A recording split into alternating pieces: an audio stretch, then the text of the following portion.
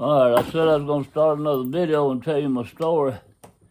And I had a friend taught how to flint knife many years ago. I know over 30.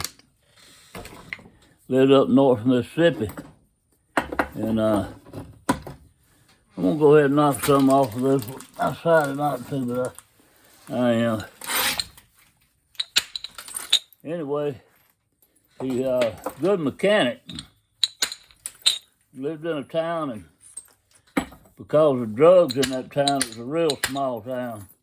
I don't think the population was hardly much over 1,000 people, but it's closer to a bigger town. He got all of his work out of it. Plus, he had contact with one of the companies like Energy or something. He worked on all their vehicles. Excellent mechanic. And moved about an hour away, maybe a little further, I don't know. But I didn't know he'd moved. And through Facebook, he sent me a friend's request a couple of years ago. And he started buying material from me and making knives. He liked obsidian. He loved working with obsidian. And he would make obsidian knife. And real good knife, real good at it. His natural talent, like I say, the mechanic dude. This one he got to do anything. He could tear a army tank apart and put it back together. But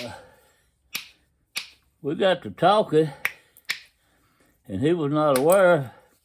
He thought I was still a member of the Mississippi Archaeology Association. I'd been out of it for years. He just thought I knew it. But we got to talking, and he said, you know, I went with you one time many years ago. This probably over 40 years ago, to get some tobacco up in Arkansas, in Mr. Wallace's place. And said, I still got 2 55-gallon drums up. If you want it, you can have it. And I said, you serious? He said, yeah. So I said, well, I'll be there. I said, it's going to take me about 2 hours to get there. He said, oh no, I'm moved. It's going to take you 3 hours. I said, well, I know you moved. He said, yeah. So he gave me a change of his address. He said, now what you going to do? You're going to be in the Delta. You're going to be in flatland. And you can't see it for the trees on the side of the road, but all of a sudden you're going to turn on, say, County Road 12 or something like that. As soon as you turn on it, you can see my house about 10 miles away. It's on the top of a cliff, a ridge, and that ridge runs for several miles back the other direction that plays out. And that's where, in the field there, in front of that ridge, used to be the Mississippi River. And as you know, the Mississippi River changed courses when they had that big earthquake. I said, I know all about that. He said, well, that's where I live. I get to his house, I mean, he's on top of a hill. It goes up like this. I mean, he was spinning rubber hauling a trailer up that thing and trying to get up that hill or anything with a load on it. So anyway, we go around there and it's so snaky where the 55-gallon drums are. And he climbed over the fence and he'd had one all the way around the other side to open it up. And he would have one got in the house to get a key to open it, the lock on it. So he just climbed over it because it was right up against the fence where we needed it to be. And I had 5-gallon buckets. And he would throw it over the fence. The fence was pretty tall, about 6.5 foot, I guess. And he would toss those rocks over the fence. And they landed on the ground. I'd pick them up and put them in a bucket. And I'd get 2 5-gallon buckets full. I'd have to tow them about 50 yards to my truck. I had to go through a lot of snake areas, high weeds, real thick areas. And I'm not scared of snakes. I catch rattlesnakes, anything. But my deal is, as long as I can see them, it's okay. I don't like going to a place where you can't see. You don't know what you might be stepping on a copperhead or a rattlesnake in that area. So I said something to him when we got through. I was at the truck, and I said, man, I'm scared to death getting on rattlesnake. He said, oh man, he said, my helper warns me of rattlesnakes. I said, do what? And he said, man, he said, you know what I dug that Indian mound up? I said, what Indian mound? He said, right there by my house, behind my house. He said, you didn't know about that? I said, no. He said, it was one of the most important times in the history of the state of Mississippi. These Indians had elongated skulls, and archaeologists in Mississippi had always heard and read that they were in Mississippi. There was a tribe of them, but they never knew where they were located. They had an idea they were around the Delta area somewhere. And he said, when I bought this house, I hadn't been in it very long, and the county come by with a deputy sheriff and served something on me. I don't know how it worked. Maybe you've had it happen, you know how. But they was fixing to take his land, eminent domain, because they wanted to cut a ridge through there and put a road right where his house was at. It saved them thousands of dollars of having to go miles around.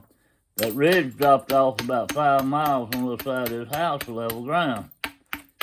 If they could just cut a road, make a hill up and down, and save them a lot of money. And he said, man, I was all depressed, and he said, I followed every way I could, and I wasn't getting nowhere, and everybody told me I didn't have a chance. And then he said, my septic tank was stopped up. Sewage was overflowing. I had no idea where that septic tank was. I just knew it was in the backyard. When he says backyard, his backyard is about 50 yards wide behind the house.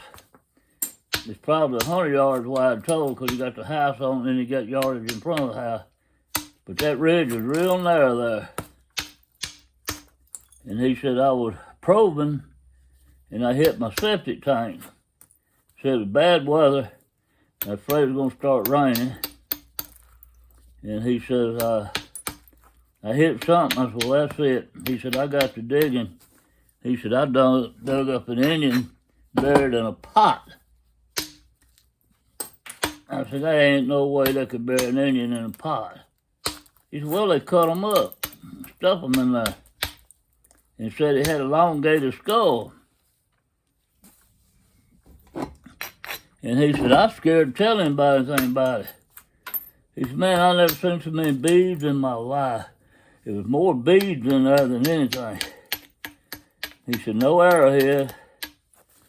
He said, but it was a metal knife that had rusted. The handle was still pretty good shape. And all kind of jewelry stuff made out of copper. And he said, I just sat there and started crying. And he said, I am so sorry that I dug your grave up. He said, I shouldn't have done it.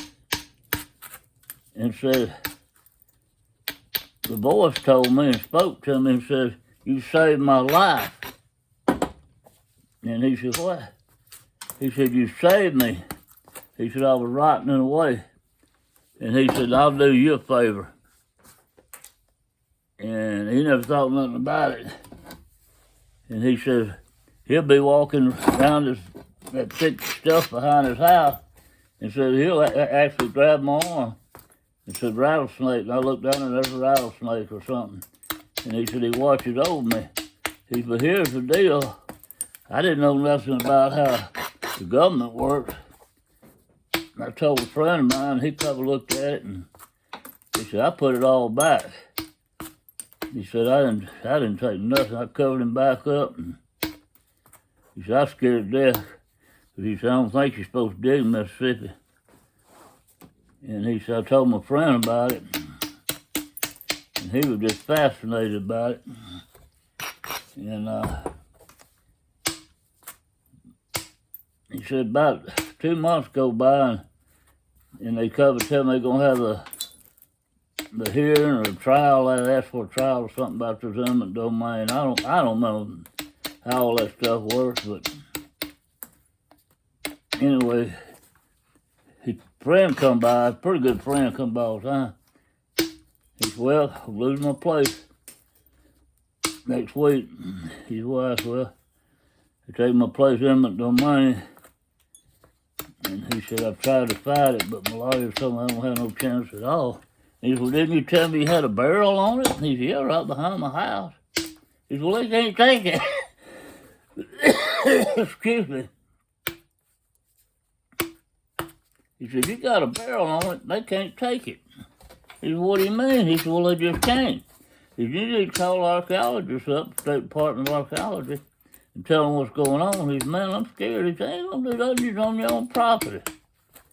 So he called them up, and they come out there, and they found like 12 barrels, I think. And where his house is, ain't no telling how many's under it, or on down the ridge on somebody else's property. But they gave him about half the stuff they got out of that mound. And they got the bones on display, and the skull and all that. Big write-up about it. I don't get a Jackson Papers in the Jackson paper. That's the state capitol. And he was showing me the write-up. The most important find that ever happened in the state of Mississippi archaeology when Indians are concerned. That's a pretty slick little piece right there, isn't it? And I got some little trouble right here I'm going to take care of. So anyway, he's telling me all this stuff. He said, you want to look at it? And I said, he said, I also got the pot. He said, it was broken in several places. And he said he figured tree roots got a bunch of it, because there's some trees here on this hill they cut down when they built this house up on. He said they glued it back together, the students did, and they let me have it. Well, he got an extra bedroom in that house they don't ever use. And who took me in there, and that was a huge pot. I mean, this thing was several feet high. And it had cracks all in it where they... That's what I get for talking to Clinton at it. Had cracks all in it, man. I broke that trailer trying to get that head out. But they gave him probably 30 Ziploc bags, of small ones, of beads, and on each bag they told them where the beads come from. They come from all over the United States. A lot of them was shell beads from Florida and places like that, but some of them was actually from overseas. And they also found some pipes made out of copper or brass or something. Trade pipes they trade to the Indians. That might have been something else. Anyway, they found something else made out of copper or brass. And they found a lot of stuff. And when he showed me that, I said, my gosh. And I went home and Googled it up, and sure enough, there's his name and everything about it, and tells all about it, what all they found. But I'm not so sure about that Indian talking to him and grabbing him by the arm and all. He said that's his guardian angel. He said, but his skull will be preserved now and the rest of his bones. But I thought that was pretty good. That's a true story, but the part about the guy grabbing and the Indian and all, no, he swears by it, but I don't believe that. I really don't. I'm going to be honest with you. And I told him, and I think I hurt his feelings a little bit, but I don't know. Maybe so.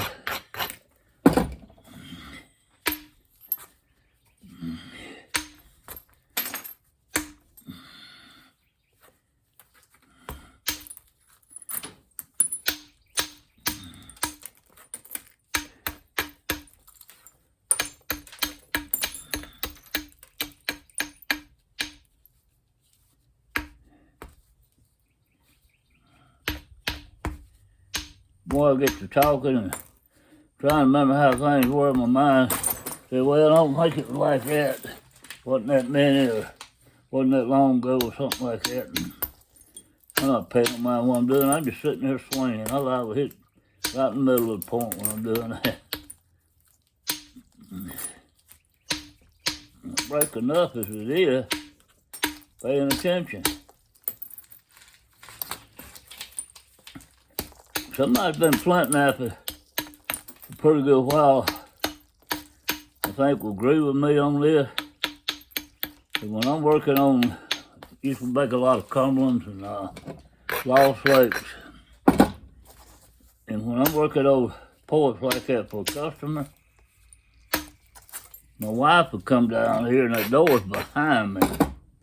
And it would be open because it'd be summertime. I'd have no air conditioning. I'd have a fan going, blowing dust out to the door on both ends. And she said, hey, and I would jump almost out of this chair. It would scare me to death. And I don't know why, but it would, because it's just me down here. And I just ain't expecting nobody, I guess. I ain't never understood why it scares me like it does, but it does. And I said, throw a rock and hit the building. And I said, Acorns hit it all the time. I hollered, hey, I'm coming. About 15 yards before you get here, or best yet, call me on the phone. And she still won't do it. But every time, I've got a point over 90% finished, and she does that, I'll break it when she leaves or before she leaves. I'm mad, my mind's not right, and I break that song. I get to talking to her and not paying no attention. I do demos for schools and different things, and Boy Scouts and archaeologists, you name it, years ago. And I said, now, we're going to be quiet. Don't ask any questions while I do this. I will explain to you what I do before I hit it. And I said, but then I'll be thinking about it. But I'm not going to stop and answer a question. You save your questions when I get through.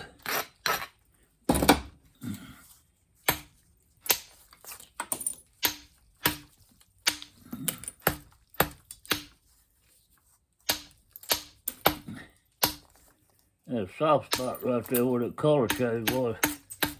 That rock, and it won't break. There's a crystal pocket in here too. Hope I can get it out. There's the crystal.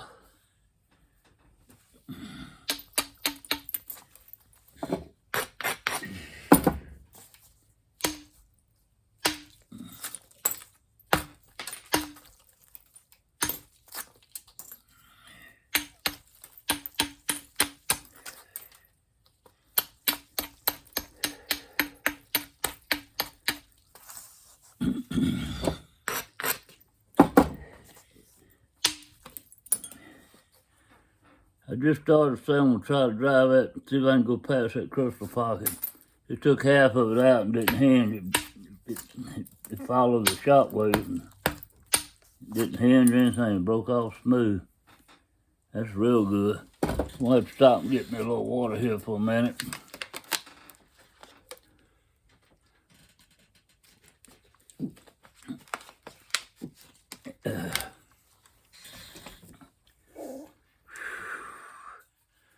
All right, I think this is time to drop down to this side.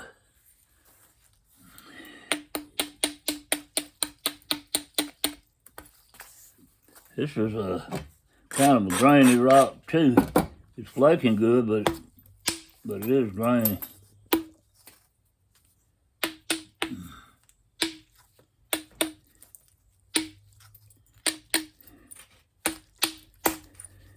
You don't look a gift horse in the mouth. If you look a gift horse in the mouth, you messed up.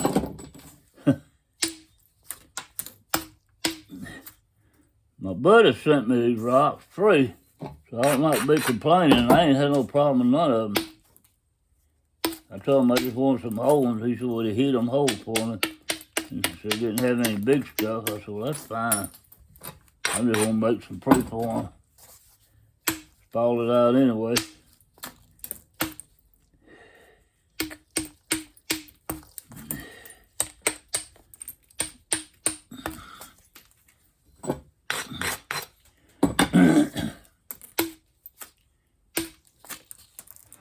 Ooh, that looks good. Let's brag on that. I'm bragging on myself and bragging on the way it looks. That looks good.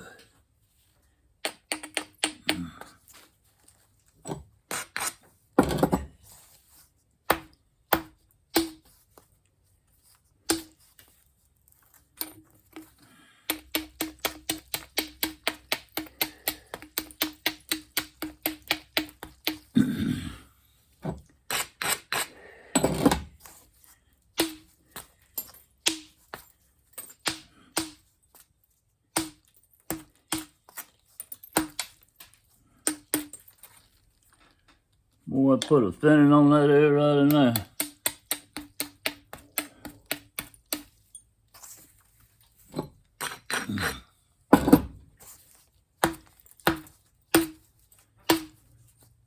Can you hit this one? Can you hit one of mine?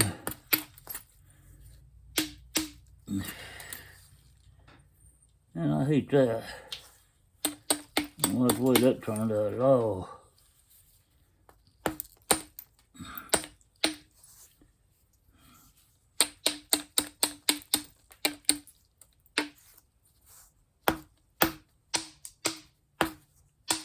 Broke the end off of it. Getting aggravated. Not break it. And keep hitting it. Trying to force it to break. And get mad. I hit it more and more and more and more. Then I break it in half and I said, what did I do it for? It wasn't below the center line, it's why it wouldn't break. But she was determined to make it work. And look what it cost you. All right.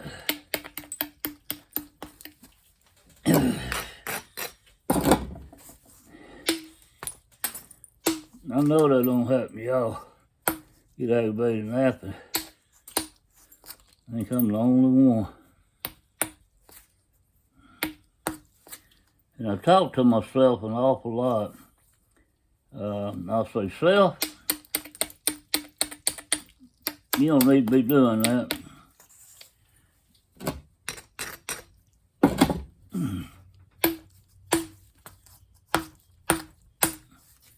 So look how you messed that up. You did not stud it. The edge good enough. Make sure it's where you wanted it needed to be. Where you hit on it, sir.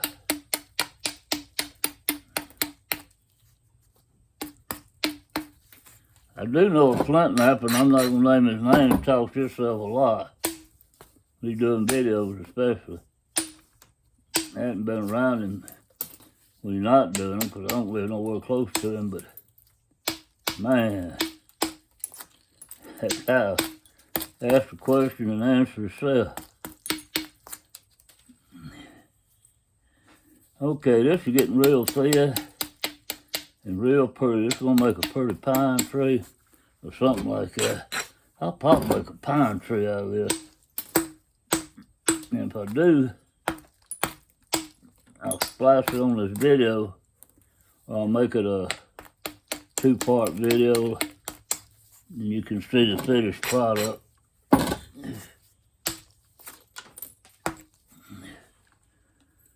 That's pretty good.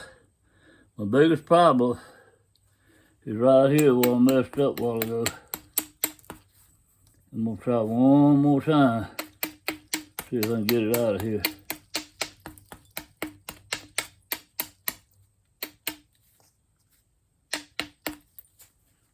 I got it ground down pretty good ways in case I miss.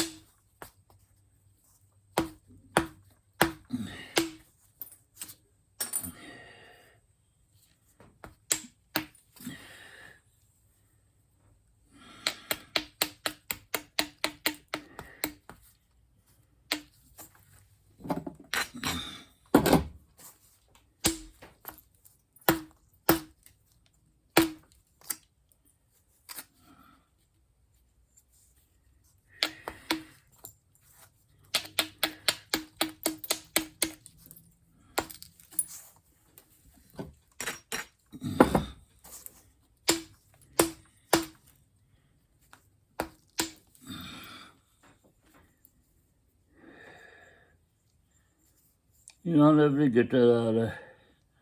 All that doggone work. And it's still in there.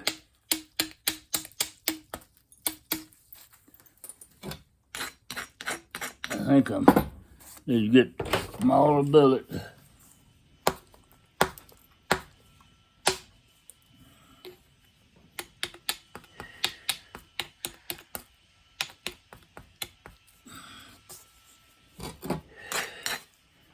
I'm gonna break this one. I know what I'm doing.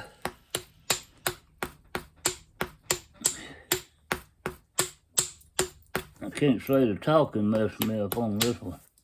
I'm really paying attention right now, but there's a soft spot in there, and it will not let those flakes run.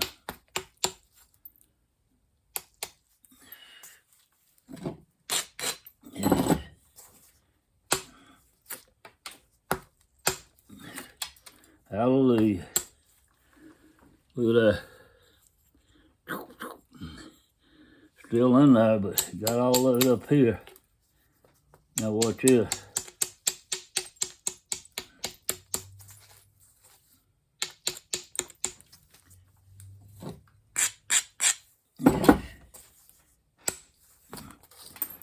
Gone. Pine tree time. Y'all have a blessed day.